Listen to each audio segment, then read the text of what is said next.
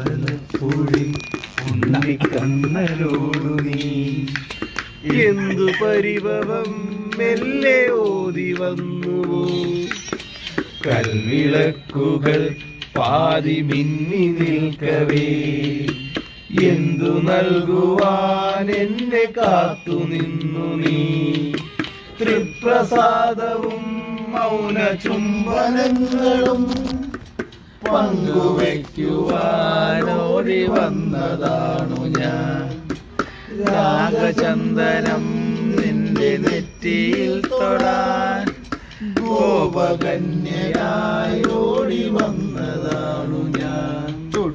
അമ്പലപ്പുഴി ഉണ്ണിക്കണ്ണനോ